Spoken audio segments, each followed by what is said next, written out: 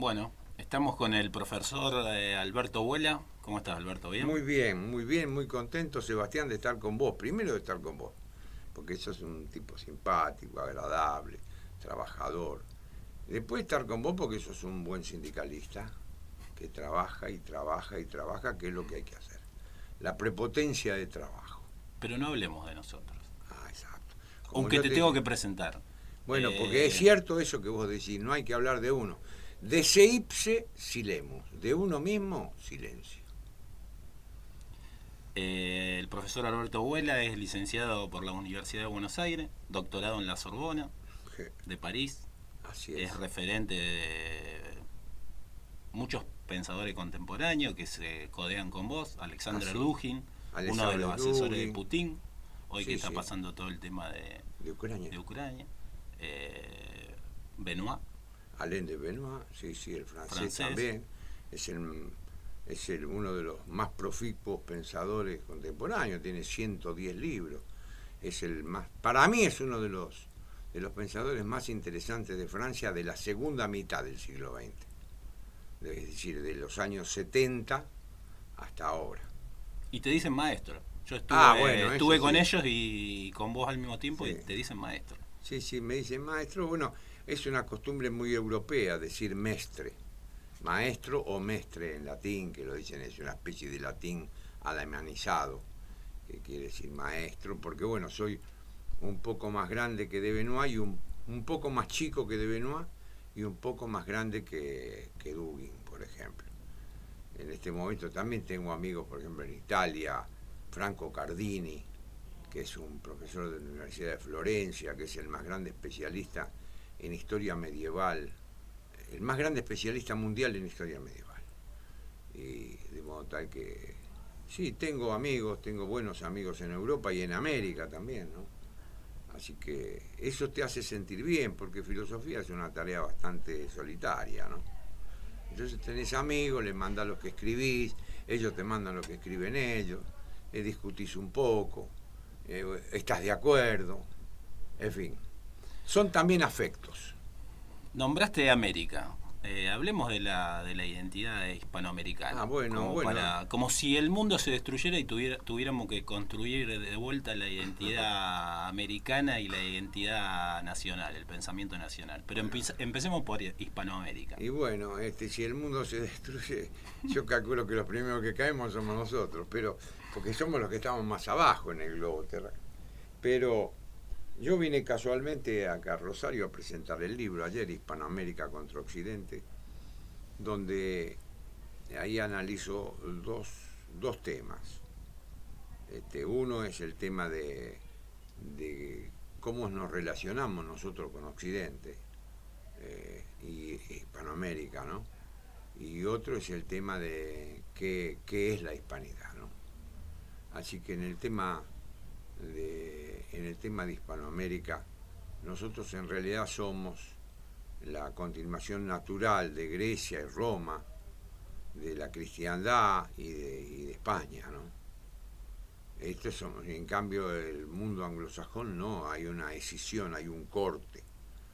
Por eso los norteamericanos, sobre todo, no tienen relaciones con Europa, tienen relaciones comerciales, pero no tienen relaciones culturales, son mínimas. Está sonando mi teléfono porque estos son los que se meten en los teléfonos, que es número privado. A todo el mundo le llega esto de número privado, que son las compañías que hacen propaganda de Movistar, ¿viste? Se te meten. Sí. Esto es el tema del WhatsApp. ¿Por qué mucha gente no tiene WhatsApp? Porque es una interferencia a tu libertad. Yo conozco varias personas muy serias que se fueron del WhatsApp, porque vos no querés recibir, estás haciendo algo y recibir forzosamente tenés que responder. Y acá mirá, me estoy grabando y suena para que a ver si me cambio de compañía de teléfono o para que si me venden un auto o cosas por el estilo. Es una intromisión porque lo que están eliminando ahora es la interioridad. Están avanzando sobre la interioridad de las personas. Y por eso cada vez nos parecemos todos más a un solo modelo. Volviendo al tema De la identidad, de la precisamente. identidad. es lo que hay que casualmente evitar. Ser la identidad que no sea la de todos por igual. Y esto es lo que quieren lograr.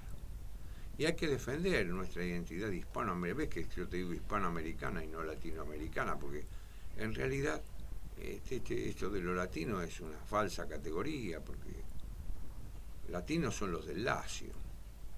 Por eso los descendientes acá que hay en Rosario, tantos descendientes de gringos, ni cuando son sicilianos se dicen sicilianos, calabreses, ellos no se dicen latinos, solo los del Lacio, ellos lo tienen muy claro eso. Pero esa fue una invención francesa que la han adoptado todos, la adoptó el marxismo, el liberalismo, la iglesia, la masonería, todos los grupos internacionales de poder adoptaron esa denominación. Entonces nos denomina, ya perdemos con la denominación, con el nombre, ¿no?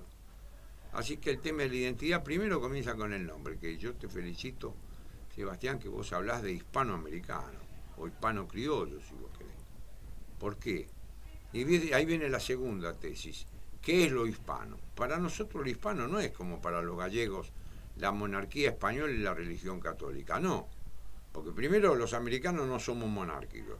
Y segundo, la religión católica no es un rasgo específico, porque más católicos que nosotros son los polacos, por ejemplo, o los irlandeses. Es más que los gallegos incluso. Entonces, ¿cuál es? ¿Qué es lo que determina? ¿Qué es lo hispano? Lo hispano nos abre el mundo mediterráneo, toda la cultura del Mediterráneo. Grecia, Roma, Italia, Francia, Siria, Líbano, todos los países de la cuenca del Mediterráneo que han venido, vienen acá y vienen a través de lo hispano. Lo hispano es como un corredor que nos llega de Europa. Limitar lo hispano es cortar ese corredor. Entonces al tipo uno llega como italiano, el otro llega como libanés. No. Llegan todos vía ese corredor de lo hispano. Lo hispano abre el mundo mediterráneo. La Mediterránea, no me sale la palabra. Bueno, eso es lo que es. Y los argentinos somos los más hispanos de todos, porque tenemos tantos italianos, tantos gallegos, tantos turcos, tantos franceses, tanto griego. Nosotros estamos llenos, nosotros tenemos toda la cultura del Mediterráneo acá en Argentina. Por eso es un país tan poderoso, porque somos herederos de todas esas manifestaciones de la cultura mediterránea. Pero choca con lo local. Vos ayer hablabas de que de que Argentina se formó, la gente que vino de los barcos decía que es erróneo. Claro, cierta medida. Bueno, es como dijo el presidente tomando una frase, Argentina, eso lo inventaron los mexicanos, lo inventó un escritor llamado Carlos Fuentes. Los mexicanos venimos de los aztecas, los peruanos de los incas, los argentinos de los barcos, una barbaridad. Argentinos no venimos de los barcos. Buenos Aires la funda Garay, que estaba desde los 13 años en América. Y la funda con 11 españoles y 25, 26 criollos, hijos de la tierra, que vienen de Paraguay. Ahí se funda Buenos Aires, más criolla que cualquier otra ciudad de América. Está fundada por criollos Buenos Aires, ya desde ese momento. Y bueno, tan así es que después, ¿qué pasa con Argentina? Argentina tiene el primer poema épico. El único poema épico de todos los países hispanoamericanos lo tenemos nosotros, que es el Martín Fierro. Y cuando un pueblo tiene un poema épico es porque tiene algo que decir. Nosotros, el único tipo de América que entra en la historia es San Martín. San Martín es el que cruza los Andes. San Martín es el que da la batalla de Chacabuco y Maipú. Es San Martín. Bolívar no cruza los Andes, Bolívar no hace un movimiento estratégico, San Martín sí, pero nosotros no estuvimos a la altura de San Martín. No estuvimos a la altura de San Martín, por eso quedó solo. No sé, es todo un misterio. Nosotros hemos tenido grandes tipos, San Martín, por ejemplo. No estuvimos, porque después lo agarraron los liberales, lo agarró Mitre a San Martín, entonces lo hizo un pavote. O lo agarró Ricardo Rojas, que era radical, y escribió El Santo de la Espada, una especie de un general engolado, no era así tampoco. Después vino Rosas, pero los ilustrados ya estaban debajo de Rosas, no se dio cuenta. Rosas, que tenía ilustrados alrededor que lo iban a llevar a la ruina. No se dio cuenta. Sí, fue patriota, pero no se dio cuenta. La falla de él fue que toleró al mundo ilustrado. Y después vino Roque Sáenz Peña. Ese fue más inteligente. Pero murió. Murió siendo presidente. Una pena. 1913. O el 16, murió 15. Y después vino Perón. Y Irigoyen en una continuación de Sáenz Peña. Y viene Perón. Y Perón no tiene continuidad, es mutilado en el 55. Y ahí se quiebra todo. Y hace 70 años que nosotros andamos a los tumbos. Una sociedad, la grieta, la famosa grieta, a los tumbos. Entonces, es como dice un gran politólogo, Horacio Cañe, Argentina no logra coagular, no coagula como nación. No nos coagulamos, no nos unificamos. Estamos descoagulados. Entonces va uno por un lado, otro tipo por el otro. Esa coagulación de la que hablabas, vos ayer hablabas de que hay un ser argentino que una de las características es la irreverencia. Claro. ¿Qué puede decir de esa característica? Bueno, esas son características. Características del argentino, yo pienso con Borges, dice, es la irreverencia. Es decir, somos irreverentes, no somos indóciles. Y esto es un rasgo típicamente argentino. Nosotros no. Lo vieron los viajeros en el siglo XIX, los viajeros en el siglo XX. Se ve. Nosotros no somos fácil de arriar, ¿no?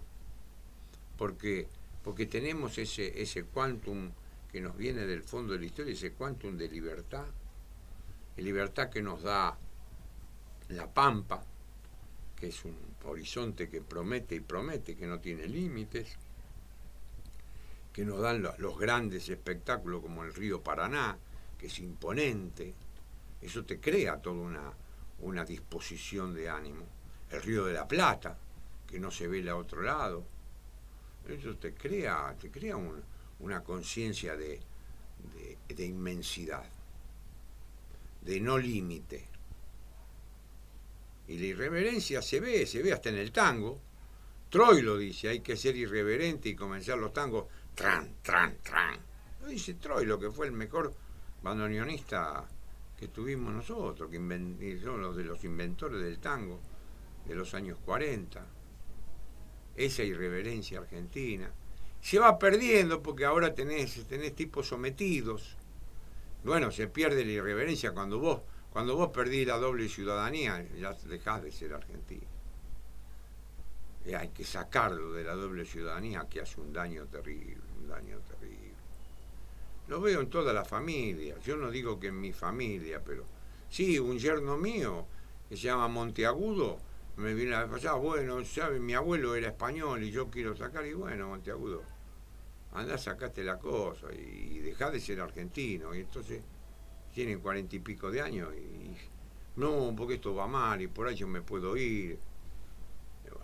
Para seguir siendo argentino y para reconstruir, yo creo que sin un proyecto, sin un pensamiento nacional no puede haber un proyecto nacional. Sí. Para reconstruir ese pensamiento nacional, ¿qué autores, qué basamento, qué teóricos, así a la pasar rápido? Nombrámelo. Y bueno, pero si había que empezar. Los formadores del pensamiento nacional en respecto a la literatura, la escritura. Y bueno, en el orden de la literatura, fue el primero de todos, más allá que uno disienta con él, el primero de todos es el primero que se ocupa de los argentinos, que es Sarmiento. No en el Facundo, pero en los primeros capítulos, en los 4 primeros capítulos, que es lo más breve. El resto son todas mentiras a designio contra Rosas, él lo dice en la carta al general Paz. Esto lo he escrito contra Rosas.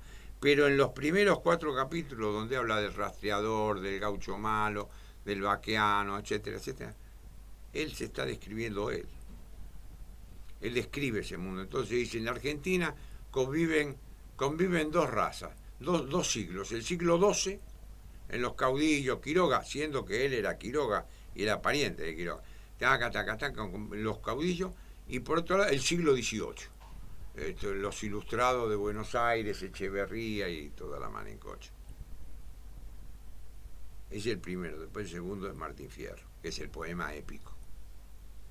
El tercero seguramente es Quesada. Quesada fue el hombre más inteligente de su tiempo, en 1898, escribe En torno al criollismo. El otro es Joaquín B. González, escribió un libro de La tradición nacional, que fue vicepresidente. Y después Lugones. Y con Lugones entra toda la generación del centenario, que son muchos. Entra Manuel Ugarte, Gálvez, Ricardo Rojas, entran toda la generación del centenario, que son muy importantes. Después viene la generación del 25, viene Saúl Taborda, toda la generación del 23, viene la generación del 40, con Jaureche, Scalabrini, Teanquín, Castellani, toda esa generación que fue la más rica de todas, la generación del 40, que está en la base del peronismo. Y después se terminó, después del 55 se terminó. Y ahí tocás el tema del peronismo. ¿Qué hacer hoy? El peronismo está muerto. El peronismo murió hace años, murió con Perón. El peronismo está muerto porque, como movimiento peronista, digo yo, está muerto porque no hay sanción. Es como un naranjal donde cada uno agarra la naranja que más le gusta. Hay millones de peronistas, seguro. El dato sociológico muestra que hay millones de peronistas. Entonces, el movimiento peronista no existe. El partido peronista menos no existe. Pero hay millones de peronistas. Y entonces, ¿qué queda del peronismo? El peronismo como teoría política. Sí, el peronismo como teoría política va a perdurar todo lo que perduren los libros y la tradición del estudio de las teorías políticas. ¿Qué hay que hacer con esto? Y yo creo que hay que refundarlo. No ha quedado, no se puede arreglar. No se puede poner parches a eso, hay que refundarlo. Porque si no ¿cómo vas a arreglar un movimiento peronista, pues donde, por ejemplo, hoy la CGT, que forma parte del movimiento peronista, saca una declaración en contra de Rusia? Pero son unos imbéciles marca cañón. Si estas cosas le hacen caso a TN, ¿cómo se llama? A Clarín, a La Nación, pero al producto del liberalismo, el neoliberalismo, el relato del liberalismo es que casualmente Rusia está agrediendo Ucrania, cuando Rusia lo que está haciendo es protegiendo a los rusos. Si son rusos los que viven ahí. Cuando se cae la Unión Soviética, quedan 25 millones de rusos del otro lado de la Federación Rusa. Y Rusia lo que está haciendo es proteger a sus ciudadanos. No hay una agresión a un país. Hay la protección. Desde el año 2014 que está las fuerzas de Ucrania están bombardeando Donbass, toda la región de Donbass. Al contrario, ha sido prudente, Duque.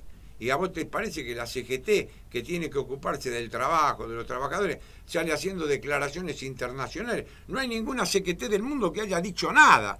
Y esto es un acto de imbéciles. Los 5 tipos que firman esa solicitada. Pero ¿qué tienen en la cabeza? ¿No se dan cuenta que son funcionales al relato oficial de lo que pasa con Rusia y Ucrania? ¿No se dan cuenta que tienen que guardar una cierta prudencia? No se dan cuenta. Y entonces, ¿qué querés que te diga? ¿Que existe el movimiento peronista? No existe más. Y esto es signo de que está totalmente muerto. Y cualquier imbécil habla en nombre del peronismo y dice cualquier cosa. Entonces, recrear el peronismo supone recrear una mística. Recrear una mística supone tratar de recrear crear un nuevo mito fundador. Y eso es muy difícil. ¿Por qué? Porque, gato quemado con leche ve una vaca y llora. ¿Con qué cara uno le va a hablar a un muchacho joven del peronismo si ve que el peronismo hace 50 años que viene haciendo desmanes por todos lados? ¿Con qué cara le voy a decir yo a un muchacho de 35 años, mirá, vos sabés que el peronismo no? Le tengo que decir, mirá, estos tipos han arruinado el peronismo. Bueno, empecemos con un peronismo del siglo XXI.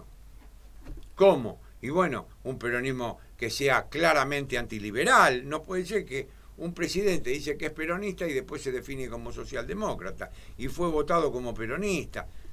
No existe más el peronismo. Hay que crear otra cosa. Antes hablaste de la declaración de la CGT y se ve cierta dependencia de algunos sectores internacionales, del globalismo, podríamos decir. Claro. La soberanía es una palabra que ya quedó como secundaria, como que no interesa, nadie la cuestiona. ¿Viste? Bueno, el primero que introdujo eso fue Caputo, el canciller de Alfonsín, cuando dijo, hay que terminar de hablar del tema de la soberanía. Y si vos no hablas del tema de la soberanía, no podés hacer política. Porque casualmente la política es sobre el Estado soberano. Si no hay nación soberana, no hay política. Hay política dependiente, política vicaria. Si vos quitas la idea de soberanía, no hay actividad política que valga. Acomodás las cosas, pero eso no es política. Podés hacer asistencialismo, cosas por el estilo. Si sos bueno, ¿no? Pero no hay política. La política se funda y se justifica a partir de la idea de soberanía. Y eso que vos me decís es muy cierto. Bueno, Alberto, yo te agradezco mucho. Yo le quiero decir a los muchachos que le metan para adelante, porque la vida continúa y hay que remar en el dulce de leche. Es difícil remar en el dulce de leche porque no es como el agua, es mucho más pesado el dulce de leche. Pero hay que remar, la vida continúa y ustedes tienen que tratar de hacer algo nuevo, algo distinto, algo diferente, algo que esté en la época, pero no, lo que no pueden hacer es desmoralizarse o cruzar los brazos, eso no. Lo que hay que hacer la vida es lucha, hay que luchar, y ya que estamos en un sindicato, hay que darse cuenta, como decía este pensador tan bueno, literato, hablaba de la prepotencia de trabajo. Roberto Art. Lo importante es trabajar. El trabajar, no darse por vencido, meterle para adelante, y que es la mejor manera de salir del estado de zozobra en que nos encontramos. Gracias. Gracias, Alberto. Te agradecemos. Gracias por estar acá.